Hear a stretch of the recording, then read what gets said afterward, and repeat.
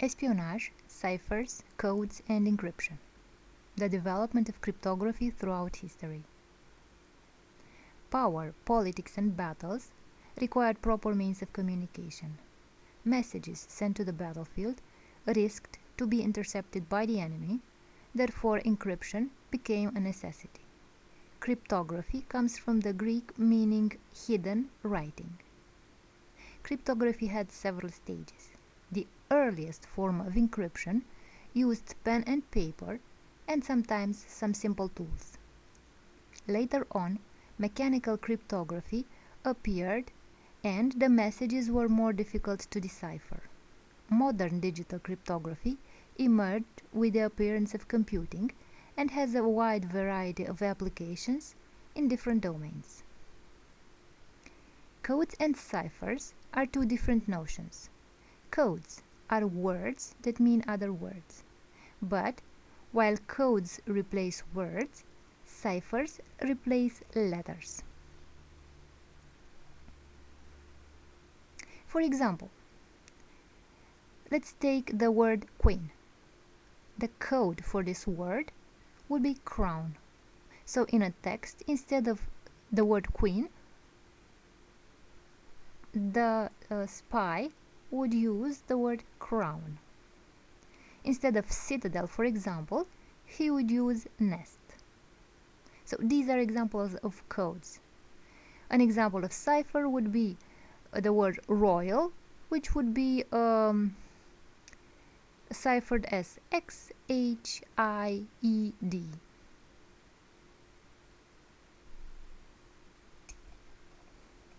The oldest types of cryptography either totally concealed the message, procedure called steganography, or covered writing, or created a cipher that was only hiding the meaning of the message, but not the existence of this message.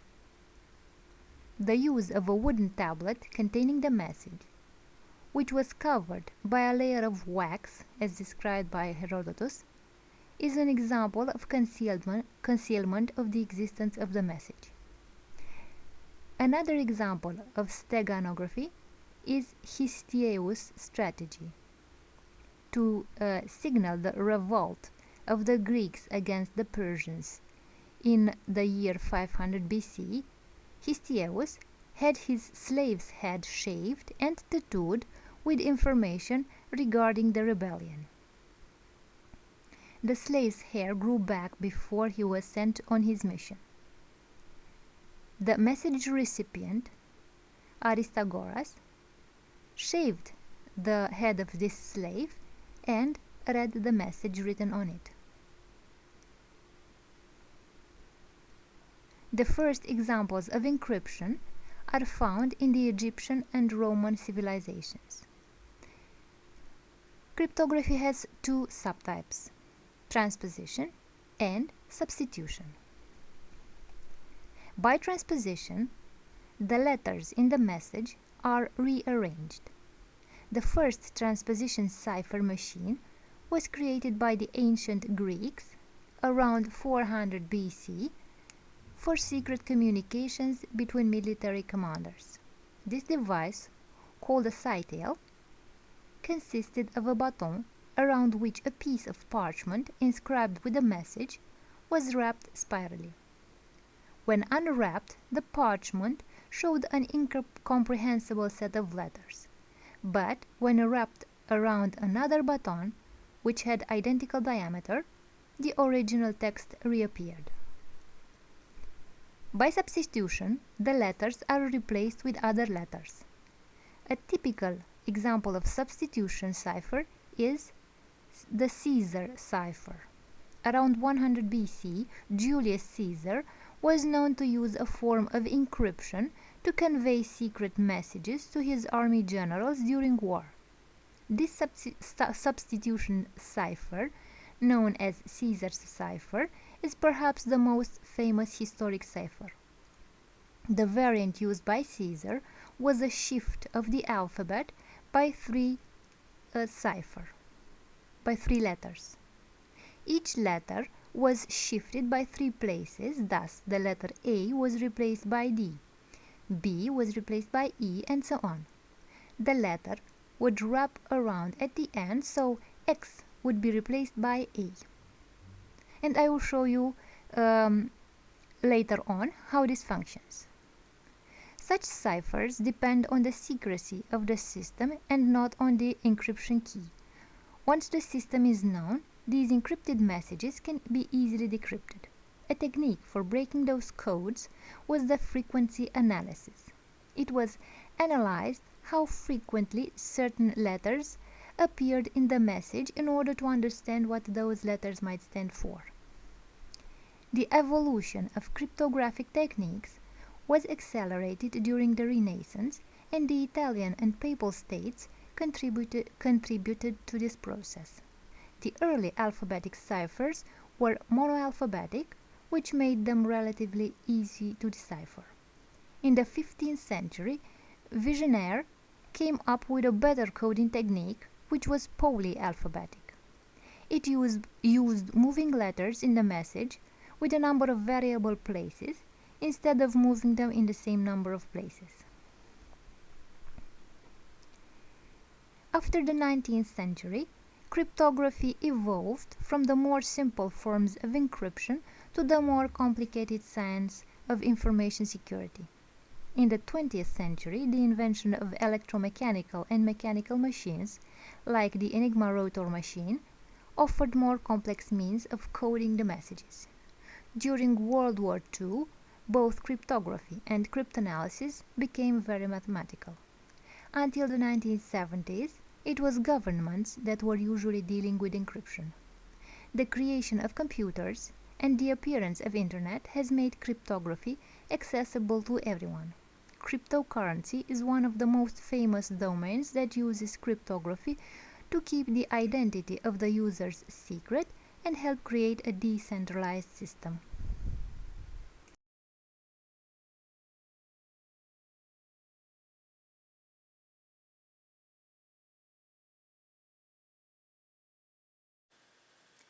And now let's talk about another alphabet which also originates in the antiquity. It is a monoalphabetic substitution cipher. It originally used to encrypt the Hebrew alphabet. It is called the Atbash alphabet.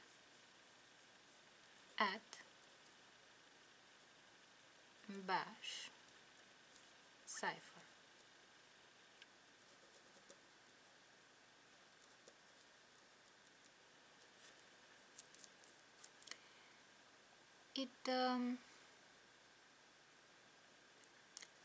The name Atbash comes from the first, the last, the second, and the second to last letters of the Hebrew alphabet. So, the first, Aleph, the last, To,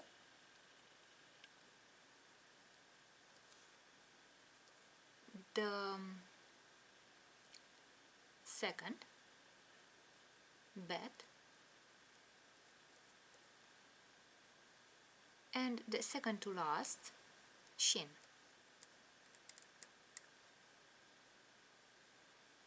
So from these letters comes the name Atbash cipher. And what exactly does it mean? It is a particular type of monoalphabetic cipher which is created by taking the alphabet and putting it to its reverse. This way, the first letter becomes the last letter. The second letter becomes the second to last letter, and so on.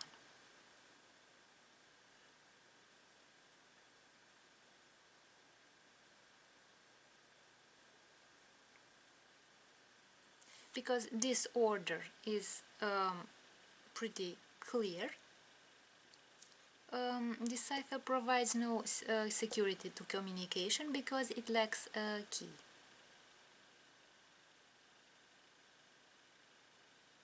Now let's understand how it functions functions and let's create this cipher. So what did we say? The last letter becomes the first. So Z becomes A. Y becomes B. And so on.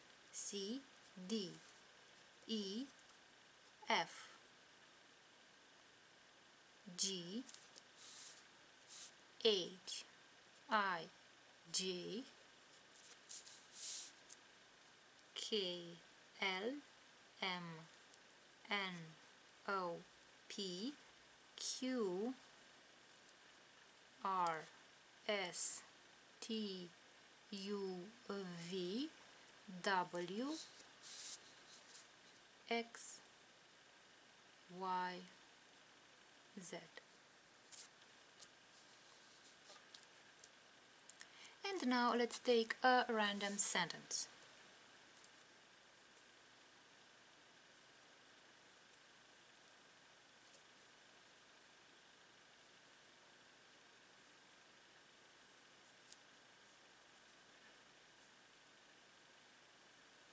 Attack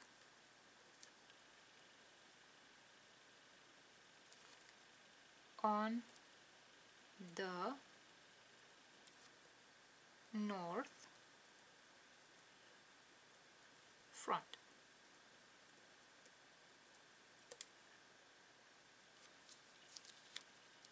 And let's see how we replace those letters using the cipher. Let's take A. What do we replace A with? Z. So we put Z, Z. So we have no more A's in the sentence. T. T is F. And we put F and another F. Here another F. Here another F. And here another F. Then C is X. C is X. And K is O. O, where is O? O is K. And N is here, L.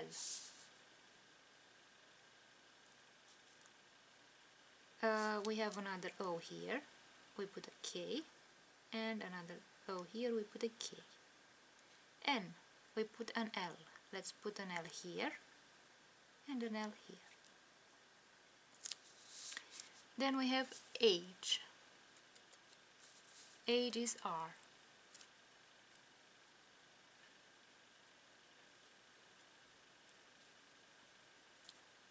Another E.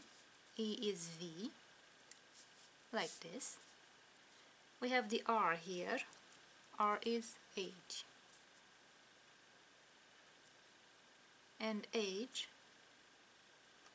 is R. F. Where do we have F? U. U. And R is H. So attack on the north front becomes Z, F, F, Z, X, O, K, L, F, R, V. Let's see from a closer distance. L, K, H, F, R, U, H, K, L, F. So the text is not readable, not understandable anymore, and only if you have the cipher, then you know how to replace those letters.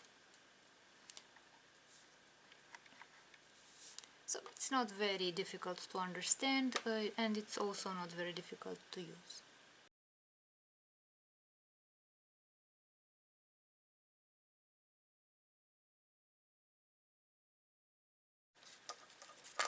Let's talk now about the transposition cipher, and I will give you an example of transposition cipher. It is not a very difficult example to understand. It originates in ancient Greece. It is called the citale. You probably heard about it. It uses a tool consisting of a cylinder or a stick, a wooden stick of a specific diameter, on which a strip of parchment would be wound around, and this strip of parchment contains the message. This type of encryption was used in particular by the Spartans. It was widely used in ancient Greece, but it was used in particular by the Spartans.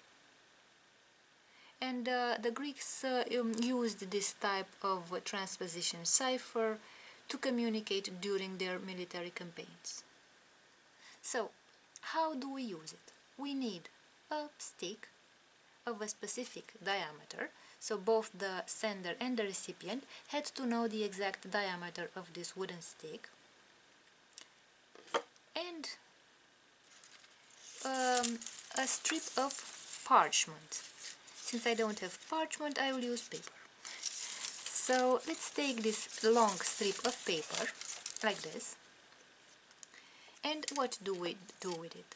We wind it around this stick. So let's put it like this on the stick and wind it around the stick, like this.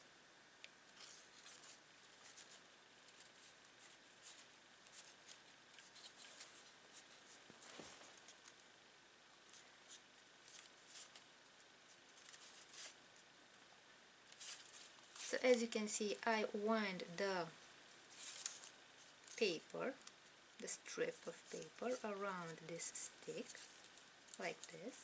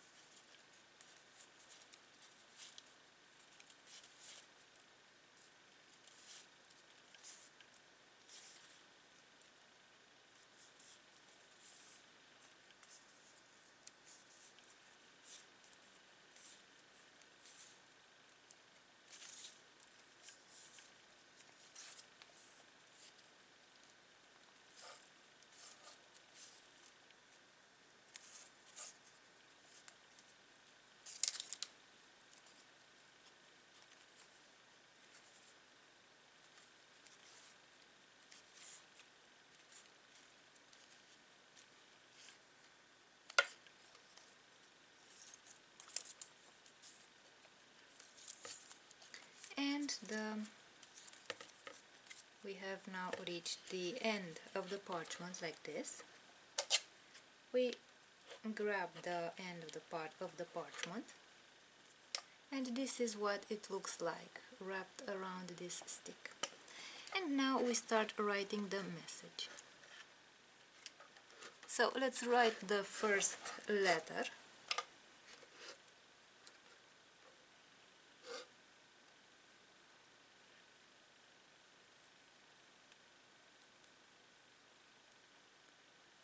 Let's write the army, D. I will put a dot here to separate the words. Army,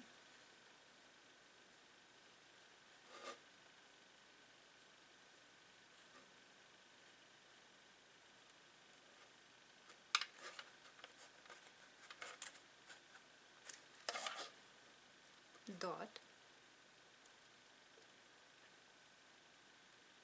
will,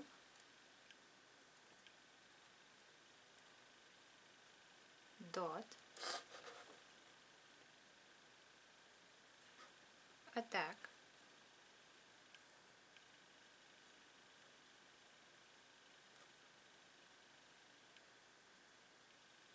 dot,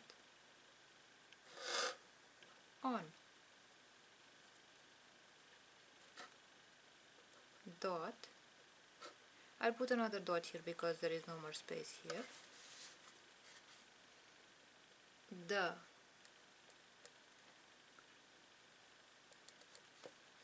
the dot east dot front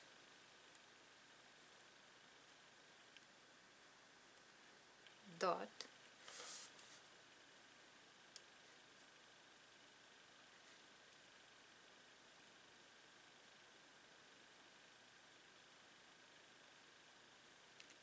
at dot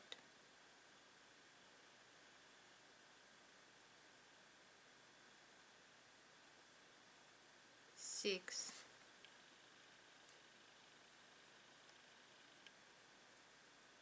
dot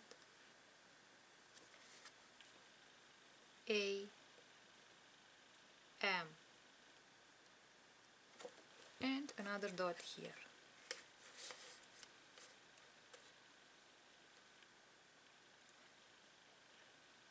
Let's put, in order to show the end of the sentence, I'll put 2 dots on this row. And now let's write another row.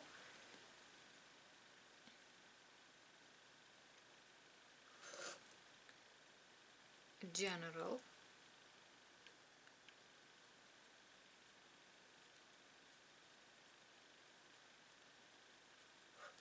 dot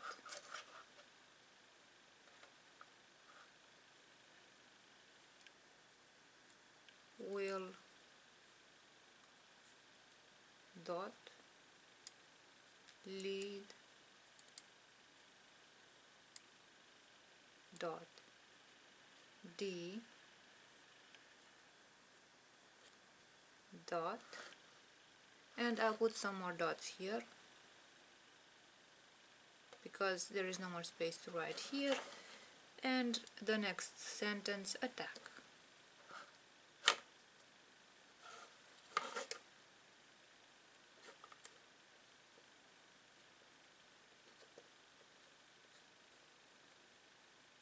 And 1 dot, 2 dots. So this is the end of the sentence. Let's see what the parchment looks like, the written parchment. So the sentence would be: the army will attack on, so I put 2 dots here because I cannot add more letters. The next row, the east front at 6 AM. And I put another dot, 2 dots here. Sorry, 2 dots. 2 dots here because it's the end of the sentence. General will lead the attack. And now let's see if I send this message. So I take it off the parchment and I will send this message. If somebody, the enemy, manages to catch the soldier that is being sent to bring this message, they will only see this. Some dots here, M, A, another dot, N, dot, dot, O, X, E, dot, I, H, K, S, T, C, dot, dot, A, T, D, T, A, T, dot, E, A, T, L, dot, N, dot, L, O, L, L, R, L, I, F, I, W, dot, W, dot, T, dot, Y, S, L, double dot, M, A, K, R, E, R, C, A, dot, E, A, E, N, T, A, E, H, E, T, H, T, G, A, T. So if you take a stick like this, but which is either smaller in diameter or larger in diameter, you will never manage to find the right sequence to decode the message. So you have to know the exact dimension of the stick in order to be able to read the message. So if this message fell into the hands of the enemy, they wouldn't be able to read the message unless they knew the exact diameter of the tool that was used for this transposition cipher. So basically it is a simple type of cipher, and it was used during the ancient times in ancient Greece, especially during military campaigns.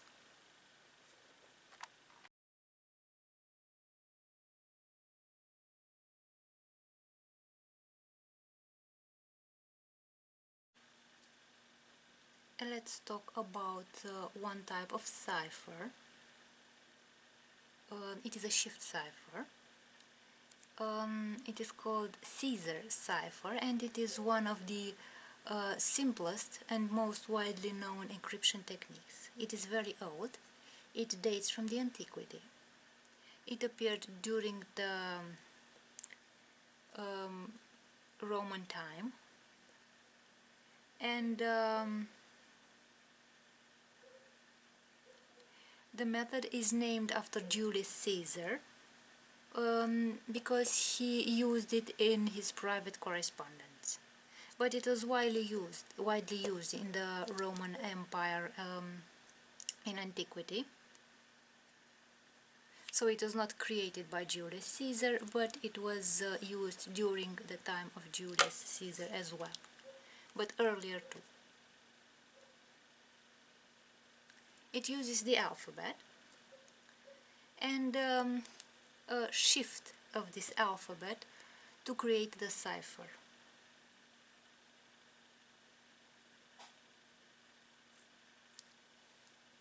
Each letter in the plaintext is replaced by another letter which is fixed a few positions down the alphabet. Let's see the practical example. So I have the alphabet here,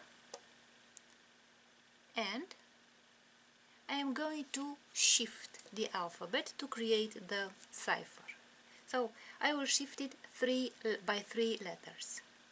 This was the method used in the Roman Empire. So 3 letters means A, B, and C.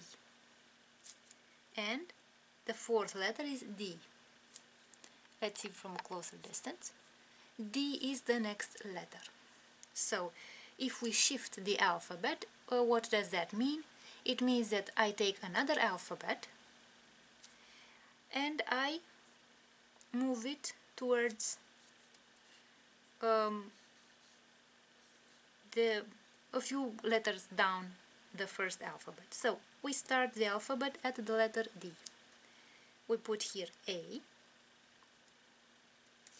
and now we shall replace D with the letter A, and we continue. B, C, D, E, F, G, H, I, J, K, L, M, N, O, P, Q, R, S, T, U, V, and now we have reached the end of the first alphabet, but we still have 3 letters, W, Y, and Z. And what do we do with them? We put them at the beginning of the alphabet. So W, Y, and Z, like this. So we have aligned 2 alphabets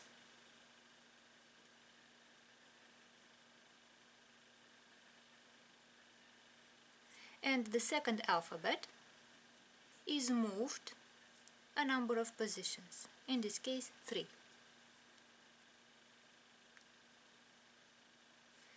And now let's try to write a text.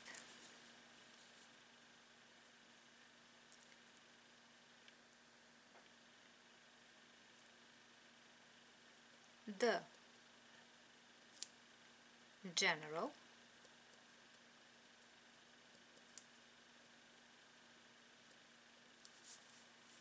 ordered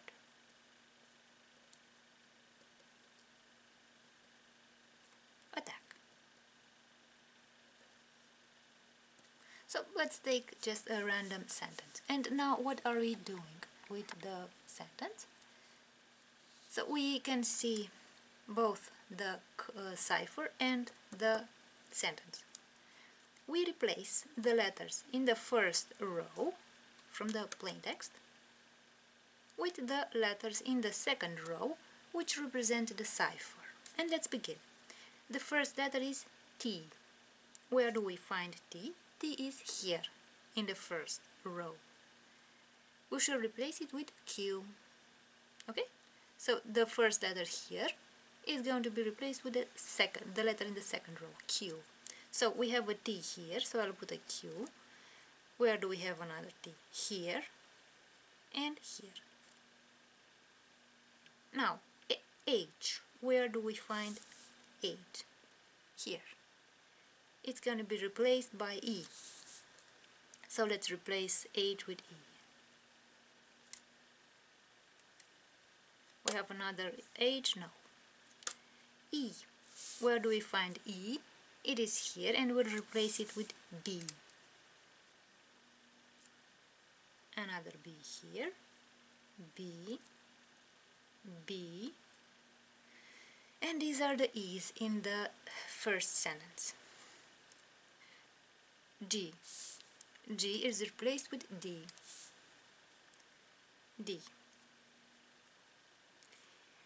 N. Where do we have N? It's here. We replace it with K. So we put K instead of N. The next letter is R. Where do we have R? It's here. We replace it with O. So we put O here. We have another R here. We put another O. The next letter is A. What do we replace A with? With W. And L with I. O. Let's look for O. O is here. We replace it with L. D is replaced with A. R, we already replaced it with O. I forgot to put the O here. E was B. And D here is A. So instead of D, I'll put A. A will be replaced with W. Another W here. Then I have a C here. C is replaced with Z. And K is here. It's going to be replaced with H. And now let's read the Caesar cipher sentence. So the general order, the attack will look like this. QEB D B K B O W I L O A B O B A W. So let's see from a closer distance like this. W Q Q W Z H. So this sentence cannot be understood unless we know this cipher. So without knowing this cipher, it is impossible to understand the text. Of course, this type of cipher is easily broken, is easy to break, because it's not a very complicated type of cipher. So if you know the system by which the letters are replaced, you can easily decipher this type of code of cipher, because it is a single alphabet substitution cipher. So it's not very difficult to break. But anyway, it was used during the antiquity, and it had success, especially because at that time very many people were illiterate. Later on, when people became more literate, they managed to break the code very easily, because they understood how the letters were replaced. So this is one type of cipher, a type of cipher used in the antiquity, which is not very complicated to use or to understand.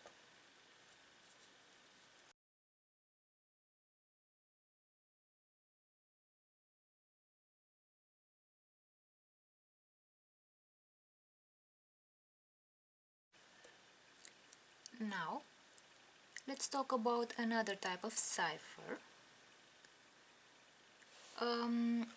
the so-called pigpen cipher. It is also referred to as the Freemason cipher or the Masonic cipher. Some people called it Napoleon cipher or tic-tac-toe cipher.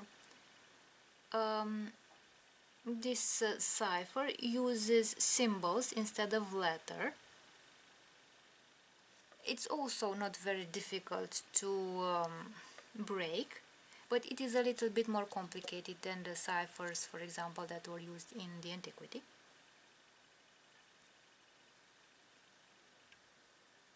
And it has a system that is similar to other simple mono-alphabetic substitution ciphers.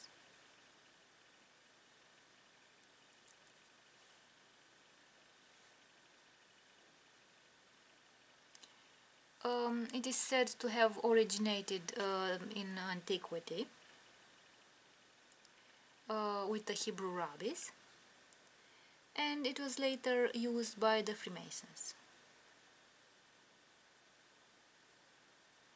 It is a geometric simple substitution cipher, as I told you, and it exchanges letters for symbols, which are fragments or parts of a grid. So let's create the grid first. We shall make two grids. The first grid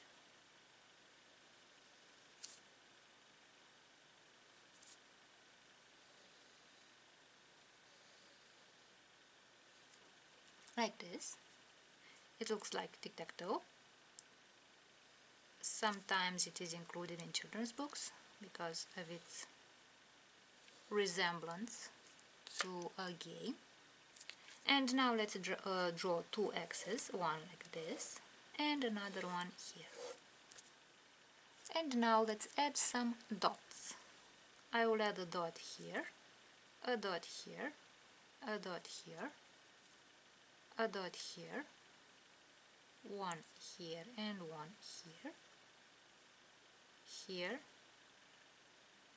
here, and here.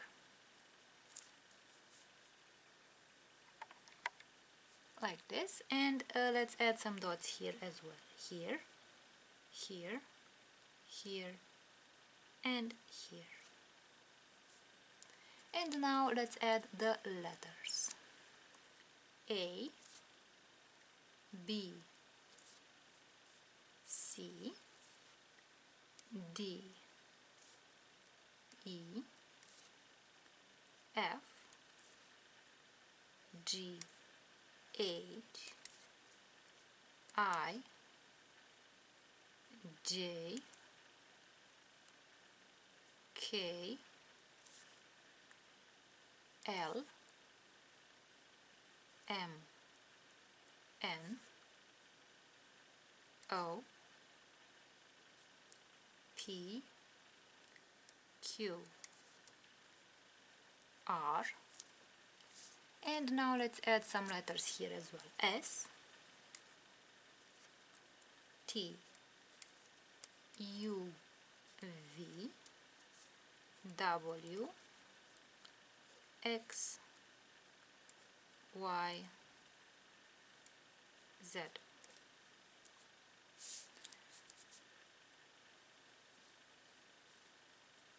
So this will be the cipher. And now let's try to write some text.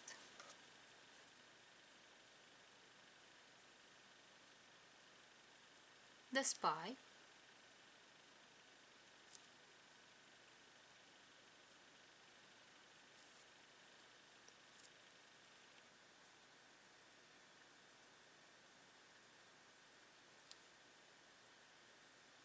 sent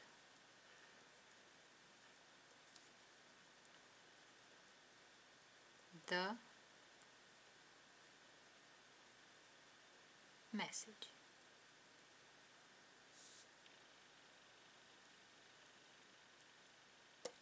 So we take a simple sentence and let's start replacing the letters in the plain text with the letters in the cipher. Let's begin with the first letter, T. Where do we find T? Here. So what do we put instead of this T? We put what we see here, this line and this line. So we write this and this instead of T. Do we have another T? Yes, we have a T here, a T here, and these are all the T's in the sentence. H. Where is H? It's here. And what do we write instead of H? What do we see here around H? This line, and this line. This line, and this line. Another H here, this line, and this line. And let's see the next letter, E. E is here. What do we have around E? This line, and this line. So we have a square. We draw a square. Another square here. Another square here. Another square here. And at the end of the sentence, another square.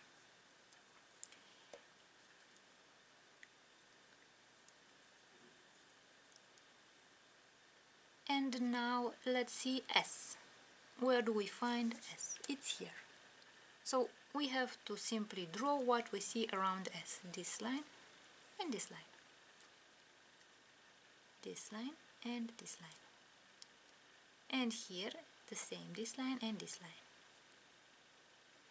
And again, two S's here. Like this. So this is an S, this is an S, and these are two S. The next letter is P. Where is P? Here. We have this line, and we also have this dot here. So let's draw this line, and the dot. So we have used the first dot, this dot here. And Y is here. We have one line, and another dot. One line, and a dot. Let's see from closer distance. So line, and dot. Y.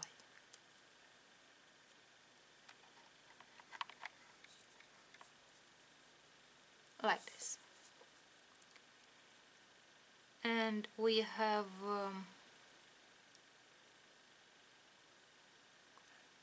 N. N is a square with a dot in the middle. So let's draw a square with a dot in the middle. We have replaced all the other letters. Now M. Where is M? This is M. A line, and a dot. let's see, a line, a line, a line, and a dot.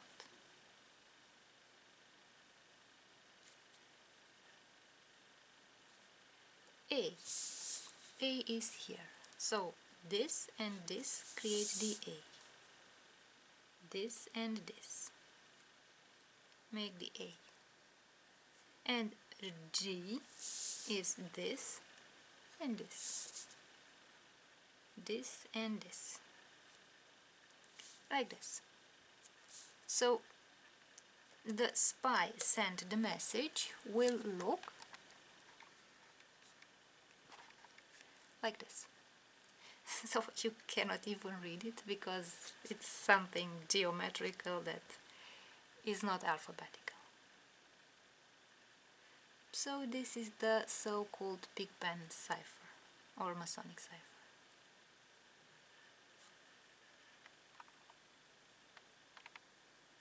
So basically, as you see, it's not very complicated. You just have to know these grids.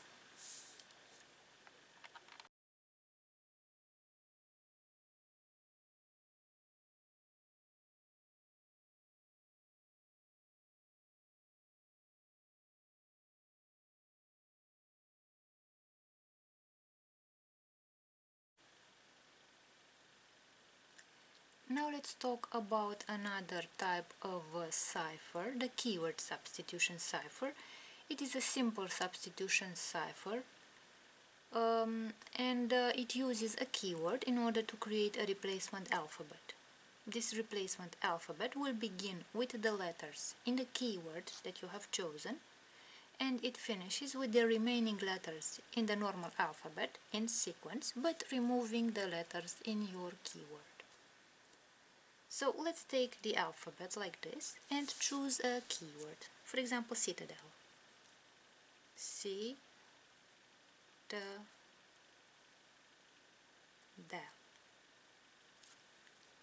And we shall remove from the remaining alphabet these letters and put the other letters in sequence. So let's continue. Let's see what letter we put here. Do we have A? Yes, we have A here. Do we have B? No. In citadel there is no B, so we put a B here. Do we have C? Yes, we have it here, so we do not put C. D is here. E is here. F. F is not here, so in the keyword, so we shall put it here.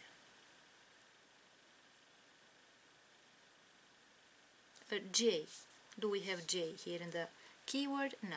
So we put J here. H is not in the keyword, so we put H here. I is here, so we do not put I, and we jump over I and we put J.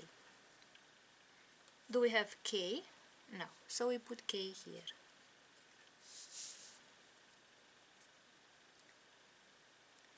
And the next letter will be L. L is here, so we do not put L, we jump directly to M.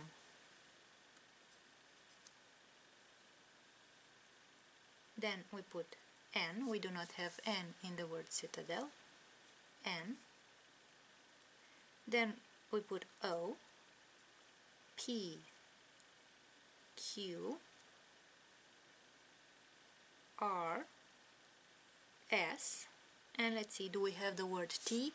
Citadel, we have the word T here, so we jump over T and we put U, V,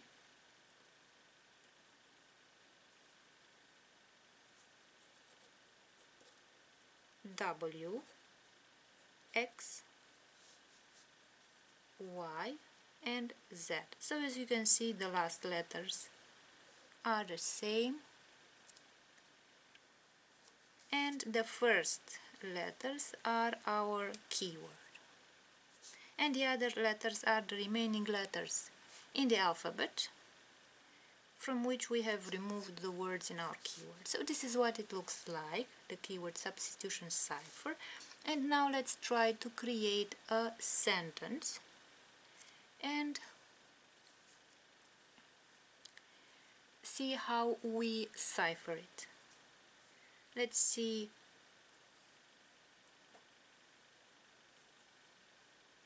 defend,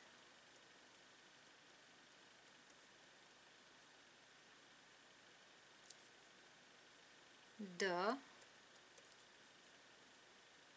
south wall of the citadel.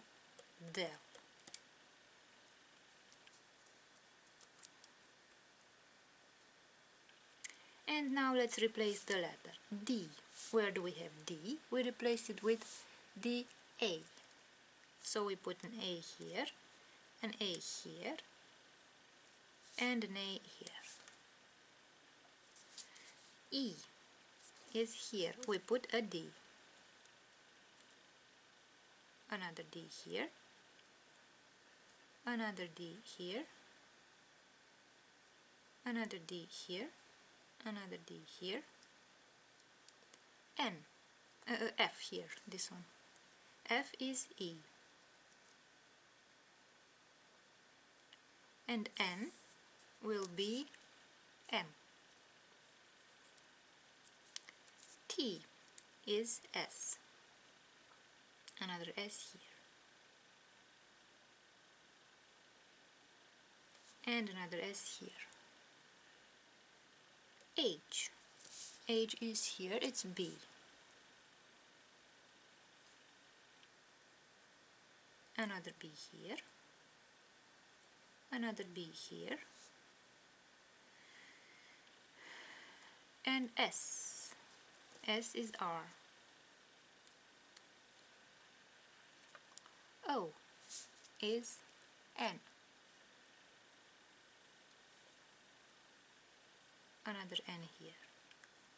U is U. T is S. W is W. A is C. L is J.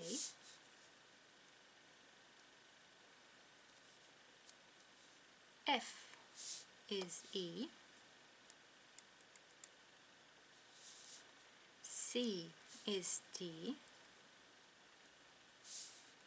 C is D. I is here F. A is C. And L J. And let's see, define the south wall of the citadel will become ADEDMA,